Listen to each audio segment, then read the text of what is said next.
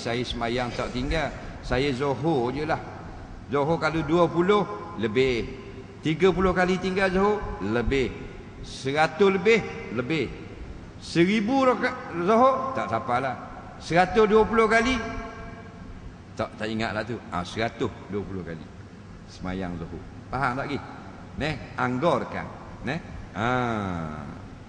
Jadi semayang qada boleh sebarang waktu, melainkan waktu khatib sudah membaca khutbah Jumaat. Tak boleh dah. Lain pada tu tak ada masalah. Boleh. Semayang subuh qada asar, semayang asar qada subuh, semayang zuhur qada maghrib, boleh. Soalan seterusnya.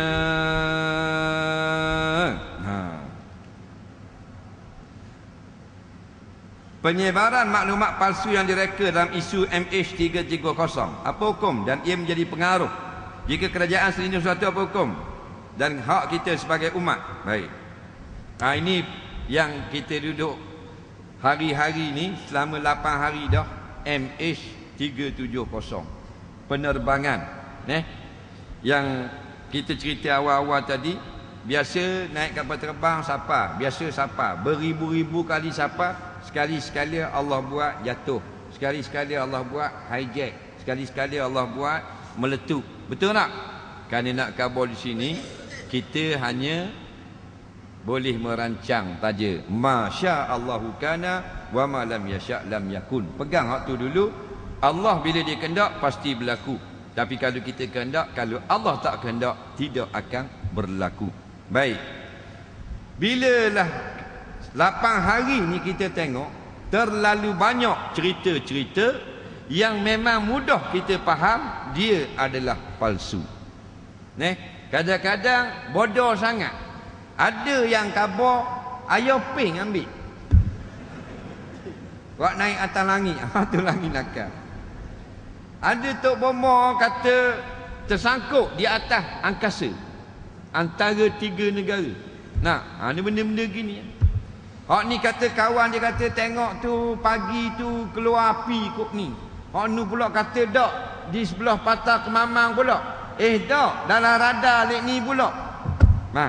Jadi orang nak ambil kesempatan jadilah tidak beramal dengan hadis Nabi.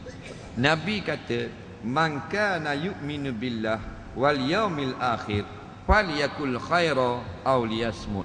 Siapa orang beriman, percaya dengan hari kiamat, dosa pahala, berkatalah yang benar, berkatalah yang betul, berkatalah yang baik, atau diam sahaja, lebih baik dari berkata-kata.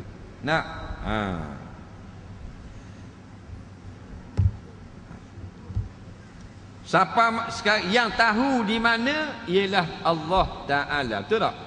Allah lebih tahu. Sampai masa Allah nak beri kepada kita, kita boleh jumpa hidup atau mati. Sampai masa Allah nak tunjuk, dapatlah sempurna atau sudah binasa. Patut Allah buat. Di antara syarikat penerbangan terbaik dunia, Frank Air. Maknanya syarikat penerbangan Perancis. Tahun 2007 jatuh daripada Rio de Janeiro nak balik ke Paris. Jatuh di laut Atlantik, laut yang sangat dalam. Nampak? Bawa dalam keadaan jatuh, seminggu baru jumpa dia punya hujung ekor, dan dia punya body setahun baru jumpa.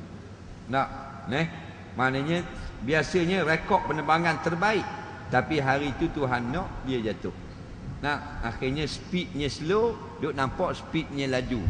Meter paling canggih, dia bukan meter macam Honda Car. Faham tak? Boeing 747 dia punya meter kelajuan bukan hak kereta potong sagar. Dak gitu. Faham? Tapi boleh rasa kelajuannya sudah turun kepada 300 km sejam, meter masih tunjuk 900 km sejam. Mana? Kau lama kau turun, kau lama kau turun, kau lama kau turun. Allah punya kuasa. Masuk dalam. Setahun baru jumpa. Adam Air daripada Jakarta nak pergi ke Sulawesi, jatuh dalam tasik. Nampak? Allah buat jatuh. Biasa Adam tak jatuh. Pesawat pun walaupun kecil tapi terbaru, canggih. Dan macam mana Tuhan awak jatuh? Tuhan jadikan ada berlaku kesilapan pada Allahu Rabbi hidrolik. Lalu dua-dua pilot buat keluar buku manual untuk cari cara nak atasi failure ni. Dan kan dalam ilmu penerbangan, undang-undang pilot, seorang saja mesti tengok buku, seorang mesti kena tengok peralatan di depan kapal terbang. Dua-dua tengok buku. Dalam masa yang sama, dua-dua tengok buku menu. Allah jadikan autopilot rosak dan berubah menjadi manual pilot. Pilot yang duk ingat ke auto, duduk tengok buku, kapal terbang junang gini. Akhirnya masuk dalam tasik. Nampak lagi? Padahal belajar tak pilot. Nak jadi pilot ke dia ambil mak nepik. Mak nepik, siapa nak jadi pilot? Okey, ambil anak kucing kapal terbang, esok bawa pergi London. Ada gitu? Dah, kena belajar, kena mengaji, kena ngapa, buku menu kena ingat, baru dapat sayap. Nah, tapi Allah lebih berkuasa. Dalam soal MH330, pertama, inna lillah, kita milik Allah. Termasuk MH370 milik Allah. Wa inna ilaihi raji'un. Bila milik Allah, ikut suka dia. Dia nak jatuh, dia nak landing kat lain, dia nak sembunyi, dia nak hijack, ikut suka Allah. Kerana Allah yang punya kapal terbang tu, bukan Mah yang punya. Mah pinjam dengan Allah. Allah yang fa'alul lima yurid. Allah yang maha berbuat apa saja yang dia nak buat. Maka kita yang bijaksana, yang pandai-pandai, cari dengan radar, dengan jet, dengan helikopter, dengan kapal selam. Hak boleh tenggelam, hak tak boleh tenggelam, cari jugalah. Itu ikhtiar kita. Tapi yang selebihnya bertawakal kepada Allah, pakat-pakat berdoa kepada Allah. Kalau ada apa-apa perkara yang tidak baik di sebalik peristiwa ini, minta Allah pelihara negara kita daripada tipu muslihat dan seumpamanya. Itu tugas kita. Sampai masa munafaklah kayak gini, ekor saja ke, atau complete set ke, ranak dah ke, atau masih molek ke, mayat saja ke, atau hidup belaka ke, Allah saja maha mengetahui. Faham lagi? Soalan seterusnya, kita ada masa 11 minit lagi.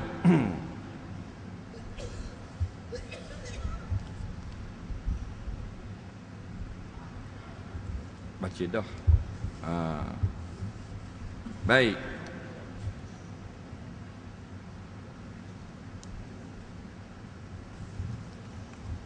Bagaimana musibah yang banyak sangat berlaku dalam negara kita? Jerebu, kemarau, catuan air, MH330, Tok Bomo. Nampak? Kemarau berapa bulan? 2 bulan dah sini tak hujan tak? Hari ni hujan. Betul tak? Besar dah masalah ni kita. Orang Penang kata sebulan lebih ke tak hujan. Hari ni hujan tak? Alhamdulillah. Syukur tak?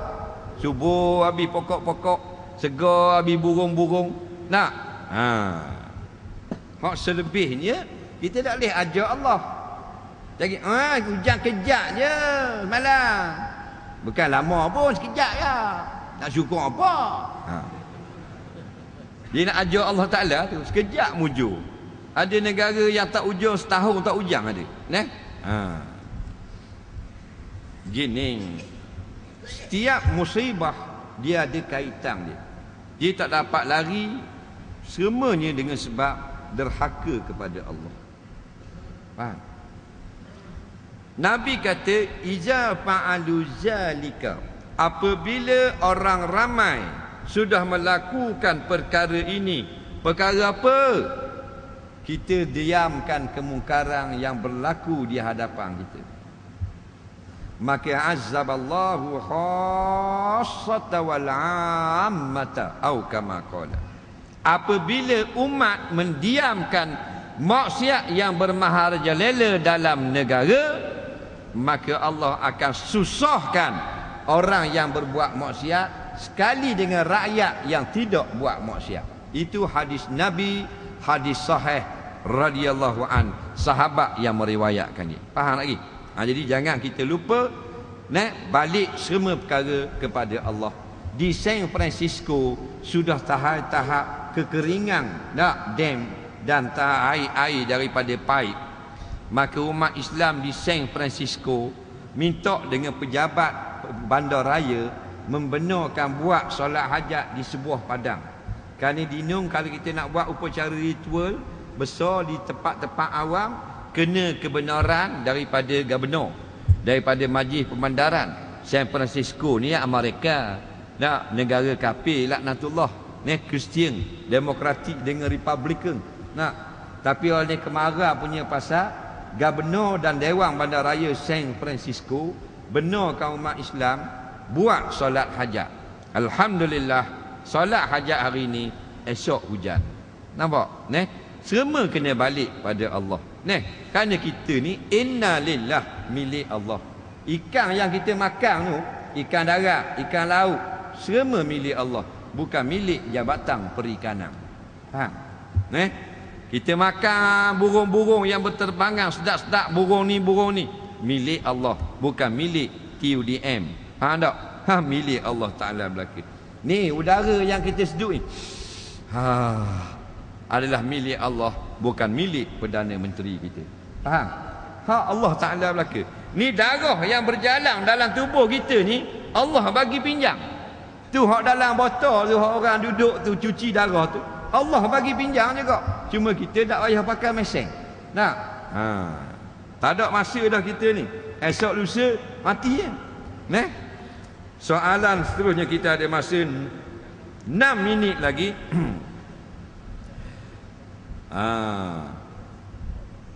Lebih kurang. Banyak Tok Bomo tanya. Suami selalu ikut cakap isteri ya.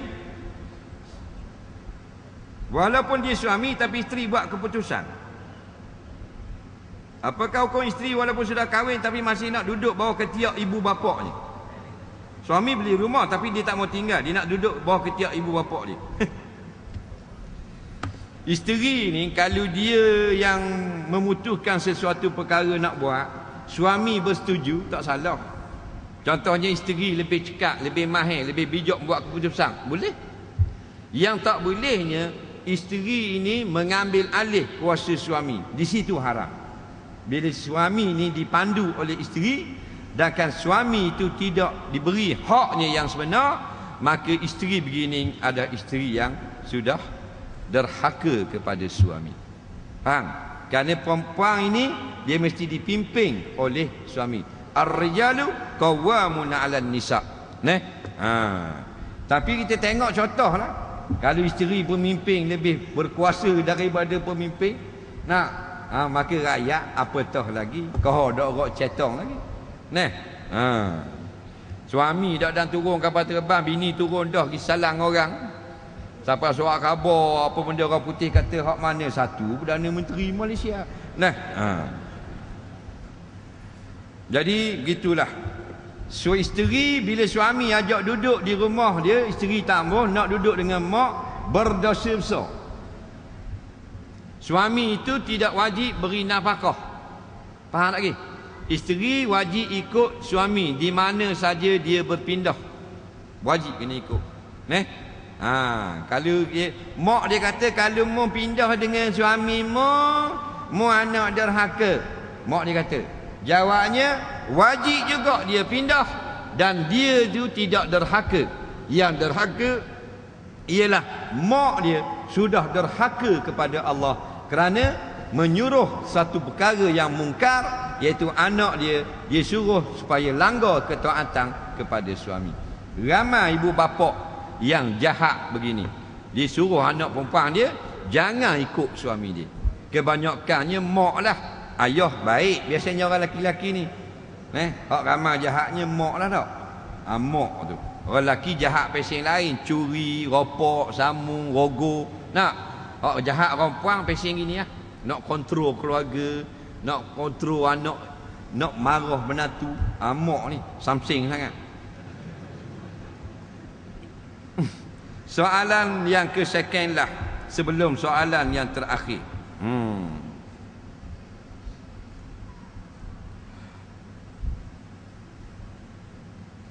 Dalam surah Yasin ada kaitan ke tak dengan kehilangan MH370? Ini banyak mengarut lah ni. Dia post dalam Facebook, dia kata hilangnya ini MH370 sudah ada dalam surah Yasin. Astaghfirullahalazim. Memandai-mandai dengan ayat Allah. Mu belajar dah ilmu tafsir. Ada dah alat-alat untuk tafsir Quran. Nahu belajar dah lagi. Ilmu syarah lagu mana? Ilmu ma'ani sudah mahir. Ilmu isti'arah, tashbih belajar dah lagi. Nah, asbab nuzul, ilmu umum khusus, nama ilmu nasih mansuh belajar dah lagi. Kitab mana mau belajar? Dah faham hilangnya kapal terbang kita disebut dalam surah Yasin. Kan? Ya kata gitu. Dalam surah Yasin khusus untuk cerita kapal Nabi Nuh. Faham? Umum untuk kita ingat bahawasanya kenderaan di laut ke, di darat ke, di mana saja ke, Allah yang kontrol. Kalau Allah nak selamat, selamat. Kalau Allah nak terbang, jatuh, jatuh. Kalau Allah nak accident, sedih accident. Kalau Allah nak jadi selamat, dak seburuk pun selamat. Kapal di laut, kalau Allah nak selamat, fiber je 13 kaki. Enjin Suzuki 3 horsepower je. Dah. Molek-molek ada dak tenggelam. Masuk dalam laut. Betul tak? Tapi kalau Allah nak tenggelam, kapal Titanic 600,000 tan, kapal yang terhebat pada zaman itu. Muka Frampis dalam surat khabar London Times, dia kata kapal yang mustahil tenggelam, maka Allah tenggelamkan kapal yang paling hebat. Nampak? Supaya manusia ingat yang berkuasa Allah, yang memperjalankan Allah, yang menenggelamkan Allah. Kalau Allah nak, kapal 600,000 tan terapung di atas air. Kalau Allah nak, jarum 1.5 gram tenggelam di dalam air. Kapal yang buat pada besi, bawa besi, timbul di atas air. Tapi ingat, yang menimbulkannya bukan teknologi, yang menimbulkannya bukan bijaknya para engineer, yang menimbul mengapungkan kapal adalah Allah. Kalau Allah nak tenggelam, Allah tenggelamkan saja. Boleh dengan tenggelam bodoh gitu, boleh dengan sebab-sebab yang kecil saja. Tentera Abraha, tentera hebat, lebih berkuasa daripada kuasa NATO. Allah tak kalahkan dengan malaikat yang besar-besar. Allah kalahkan dengan burung ababil. Nak menunjukkan yang besar Allah boleh punahkan, kalahkan dengan yang kecil. Maka kapal yang paling besar dalam dunia pada tahun itu namanya Titanic. Allah tenggelamkan bukan dengan misil, bukan dengan torpedo, dengan air batu cakung. ABC, air batu cendol. Tahu tak? Terapung. Hak kemudi, curumudi tengah teropong ni. Teropong. Bukan buluh, teropong betul. Mana? Terkejut tengok air batu depan dah. Dengan laluan Titanic. Halo ke kapten, kapten sahkan laluan berbahaya, suruh jurumudi pusing arah, tak sempat.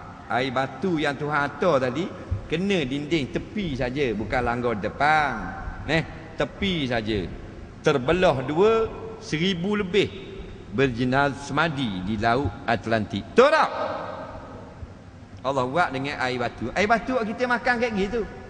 Teh air batu tu je. Nampak? Itu makna surah Yasin. Jangan khabar MH370 Allah sebut dah dalam surah Yasin. Jangan kata gitu. Jangan sebut khusus gitu. Umum sahaja. Allah yang mengapungkan kapal, kenderaan, kereta dan sebagainya. Sampai masa Allah buat aksiden, tenggelam, pecah, jatuh, terbabah, bahan gakri, bahan tiang api dan sebagainya. Soalan yang terakhir pada malam ini,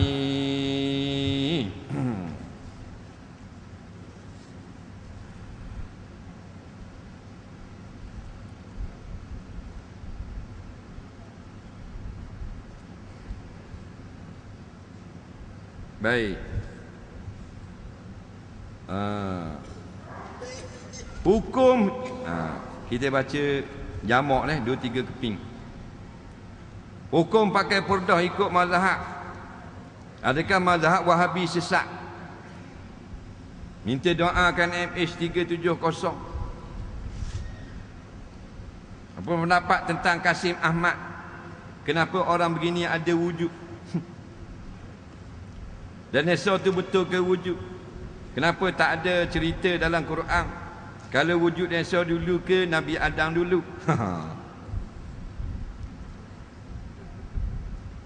Hukum isap rokok.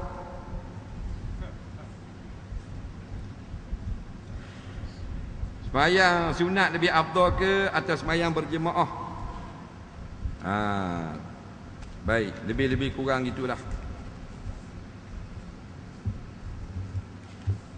Jawabnya, sembahyang sunat ini kalau dalam hadis ada Nabi buat berjemaah, afdal kita buat berjemaah. Atau dalam hadis Nabi suruh buat berjemaah, afdal kita buat berjemaah. Contohnya solat sunat hari raya. Solat sunat istikharah, itu afdal. Solat sunat yang Nabi tak suruh buat berjemaah atau tidak ada dalam hadis ada pernah Nabi buat berjemaah, afdal buat seorang. Tapi kalau kita buat juga berjemaah, ada ulama fiqh kata boleh. Jadi jangan balah masalah ni. Dulu duk balah solat hajat. Ada yang kata solat hajat tak boleh buat berjemaah. Orang ni kata tak apa, duk balah merugikan masa saja. Dan kan ulama yang besar-besar mengatakan nak buat seorang pun boleh, nak berjemaah pun hukumnya harus. Apa yang kita nak kelahinya? Nak duk bahas benda-benda gitu je. Pas sebiji negeri umat Islam dijajah oleh tentera kufar laknatullah. Kita duk bahas benda khilafiyah. Isap rokok jumhur ulama tetap mengatakan haram. Sebahagian saja mengatakan makruh. Dan benda ini masih lagi belum berlaku ijma'. Dah molek dah. Atas kata makruh pun tetap dia tidak molek di sisi syarak. Solat zikir sir dan zikir kuat mana lebih berkesan pada jiwa dan hati manusia? Zikir kuat ke zikir perlahan?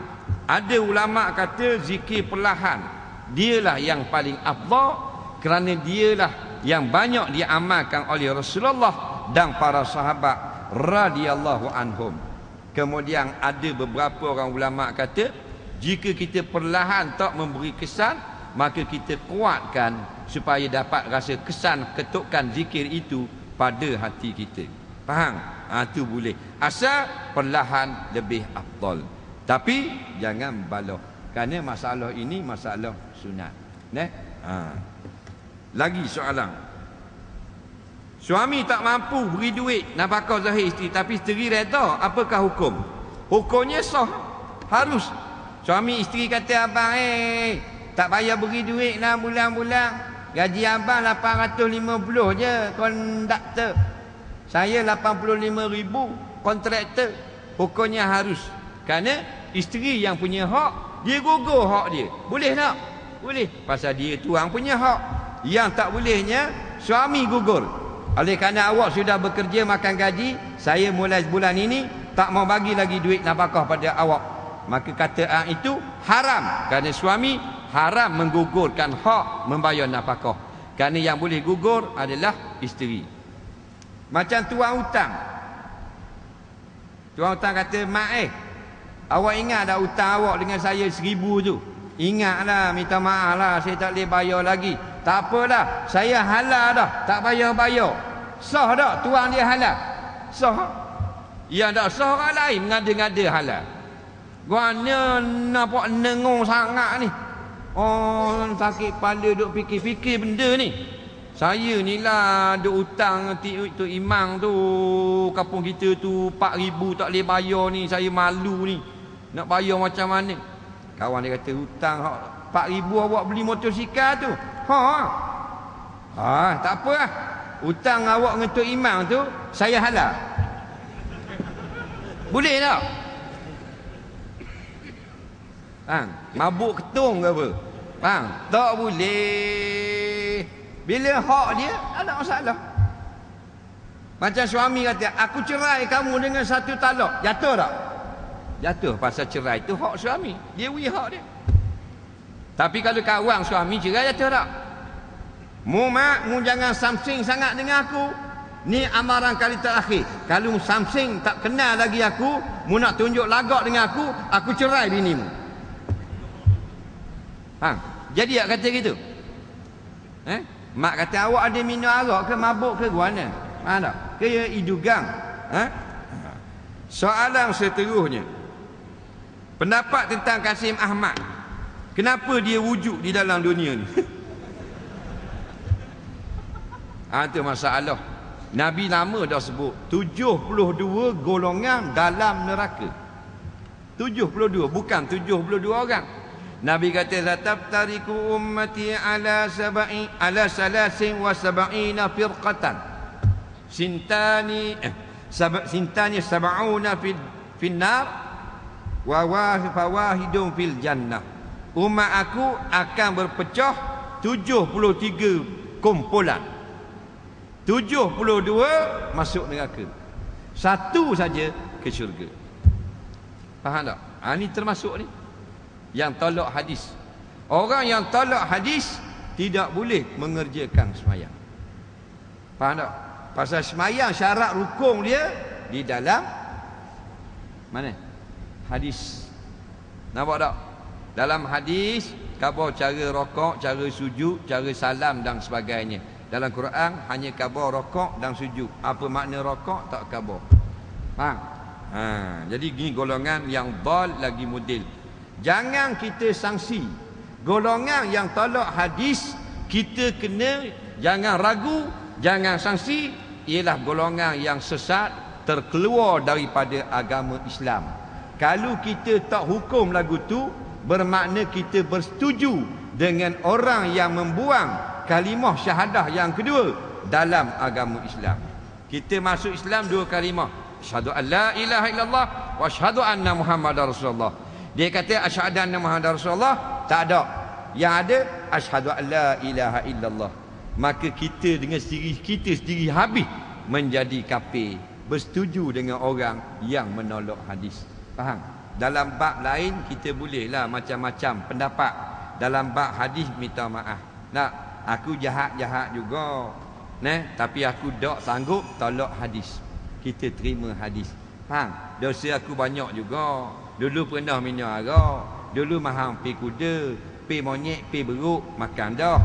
Gang pun isyak dah. Tapi jangan sampai tolak hadis. Kalau minum arak, dia hanya berdosa pada Allah.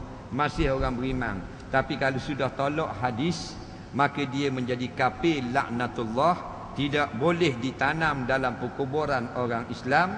Kalau ditanam, wajib pihak berkuasa gali balik dan dibuang mayatnya ke dalam tong sampah. Dalam kitab fiqh kata boleh diberi mayat itu makan kepada anjing-anjing yang liar.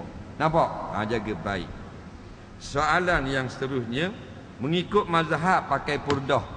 Dia dalam mazhab Syafi'i dan mazhab Hanbali, satu pendapat muka adalah aurat. Pakai purdah ke, pakai beledi ke, wajib tutup muka.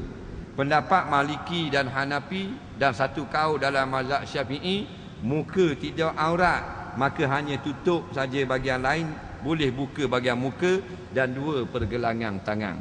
Tetapi bila atas muka tidak aurat, atas kaul yang kedua, janganlah kita make up lebih-lebih. Ingat orang puang, nak sampai sini merah, sini pink, sini pula hitam, atas ni hijau, tepi ni violet, mulut macam anak anjing merah. Nak? Nak seksi di rumah sudah. Seksi di luar Islam marah, seksi di rumah Islam suka. Bila Islam suka, mesti ada kelebihan. Tahu tak? Apa boleh seksi di rumah? Apa kelebihannya? Di antaranya suami akan kurang keluar daripada rumah. Tak percaya boleh try malam ni. Tak usah pasangan muda, pasangan tua pun dia boleh menarik perhatian suami untuk duduk di rumah kalau isteri dia seksi. Tak percaya, bini Tok Imam. Tok Imam umur berapa dah? 60. Malam ni bini Tok Imam Cik Lijah umur 58, pakai seksi, bikini saja. Faham tak?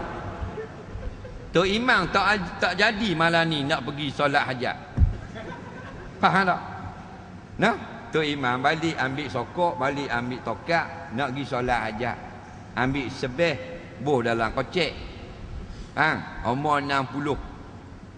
Haji Musa. Bini Hajah Lijah. Duduk dapur, dol ambil bilik. Pakai bikini. Mana baju dalang dengan luar dalang saja. Tok Imam nak pergi mana tu? Nak pergi nak ni habaq hai malam ni malam solat hajat lah rumah Haji KK malam ni. Tok Imam kata, tahu dah nak pergi kat solat hajat tapi mainlah dalam bilik tengok Cik Sat ni. Cik Lijah umur 60 tahun tadi pakai bikini saja. Tok Imam kata nak tengok apa? Nanti balik aku tengok hang. Tak mainlah dulu, jangan pi lagi solat hajat. Mai tengok Cik Sat. Tok Imam buka pintu. Memang tasbih lepo terus. Halo, tak jadi malam ni solat hajat. Solat hajat dalam bilik. Faham tak? Menunjukkan bila Islam itu mengharuskan mesti ada faedah. Faham? Jadi orang puan nak seksi lah di rumah depan suami. Nak lawa lah depan suami. Keluar rumah biasa-biasa sudah. Orang puan yang pakai biasa-biasa, tak ada orang kata dia huduh. Faham tak?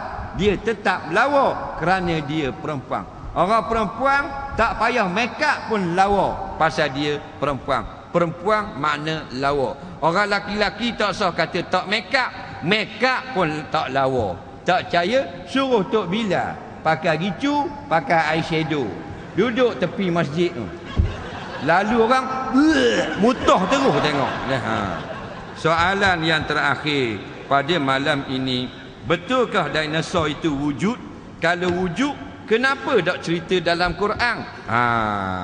Ramai orang pakai sandarannya gini. Dia kata betul tak binatang besar itu wujud? Dinosaur ni orang Terengganu panggil binatang besar. Orang putih asalnya tak berti nak sebut. Dia pergi di Terengganu. Jadi orang jumpa tulang, orang Terengganu jumpa tulang besar lah, macam besar gitu lah, macam perahu gitu. Padahal binatang zaman dulu masa tu British baru nak mari Terengganu. Jadi orang putih kata what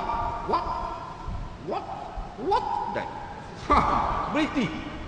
Dia dah what gitu. What? Mr. Bing What that? Tok Ngulu Terengganu kata natang besar. Tak? Daripada natang besar ni lah orang putih telak, dia punya nahu salah dan so. Faham tak? Jadi adakah wujud sungguh dinosaur? Tu aku reka je. Faham tak? Betulkah wujud sungguh? Jawabnya baik. Memang wujud sungguh disebut oleh ulama-ulama. Di antara buktinya tak mesti dengan sebut dalam Quran. Kadang-kadang dengan musyahadah, dengan lihat. Dan kadang-kadang dengan pendengaran sudah memadai. Tak perlu kepada lihat. Kadang-kadang dengan melihat pertulisan sudah memadai. Nak contohnya awak tahu nama ayah awak adalah gini. Dilah tengok pada IC. Betul tak? Sudah memadai. Awak yakin tak awak ini anak kepada mak awak? Yakin tak lagi? Yakin tak? Yakinlah. Tapi awak tengok tak masa mak awak lahirkan awak? Kenapa awak yakin? Orang cerita. Maka dinosaur bukan saja orang cerita, tulang-tulangnya dijumpai di seluruh dunia. Kalau satu negara boleh pakai, di Mesir jumpa, di Tanzania jumpa, di Hawaii jumpa, di Afrika jumpa, di Kanada jumpa, di Perancis pun jumpa, di Rusia jumpa. Binatang yang lebih kurang jenisnya, pesing lebih kurang, besar-besar. Menunjukkan zaman dulu dia hidup ke atau Tuhan buat daripada dulu memang tulang saja berjalan. Makna dulu ada kulit tak? Mesti ada tubuh dia. Nah, cuma tubuh ini mengikut kajian orang-orang yang kemudian diandaikan saja, lalu dibuat gambaran dalam komputer, lebih-lebih kurang begitulah. Hak tu tidak tepat. Yang betulnya tulang-tulang tu saja. Lagu mana rupa asal, Allah Maha mengetahui. Maka adanya sebelum Nabi Adam ialah jin dan dinosaur, binatang besar yang layak dengan jin kerana saiznya besar. Apabila Allah nak turunkan Adam sebagai khalifah fil ardi yang saiznya kecil, lalu Allah matikan dinosaur ini, Allah ganti binatang juga yang saiznya setara dengan manusia keturunan Adam. Faham tak lagi? Lalu pakar-pakar kaji purba mengatakan yang tidak beriman lah, yang tidak Islam, dia kata ada letupan yang sangat besar, mati habis dinosaur, lalu tumbuh binatang-binatang baru. Kajian otak dia. Yang betulnya Allah yang matikan binatang besar kerana nak turunkan Nabi Adam alaihissalam yang kecil. Dan Allah gantikan binatang yang setara dengan manusia. Sebab kalau dinosaur tidak Allah matikan, susah kita. Nak main yang tekuk panjang tu saja 18 tekad. Nak habis hanya ambil exco ambil. Nak orang habis, lari habis, tak boleh nak hidup kita. Tapi Allah ni Rabbil Alamin yang bijak mentadbir alam. Bila nak turunkan manusia, dimatikan. Sama ada jadi letupan, wallahu alam, sama ada Allah matikan terus, wallahu alam, sama ada Allah jadikan itu tidak lagi boleh ada berketurunan, wallahu alam. Maka dia bukan transform, tetapi Allah wujudkan binatang-binatang yang baru. Dan kata ulama, boleh jadi yang zaman dinosaur yang kecil, yang tidak seganda saiznya mengatasi saiz manusia, Allah kekalkan sampai sekarang.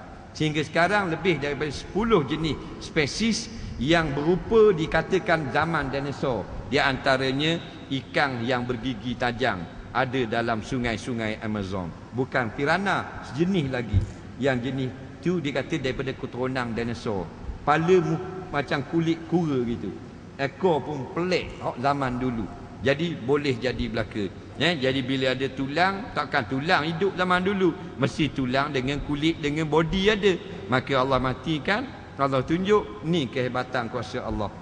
Jadi tak perlu sebut dalam Quran nak kata benda tu haram atau halal.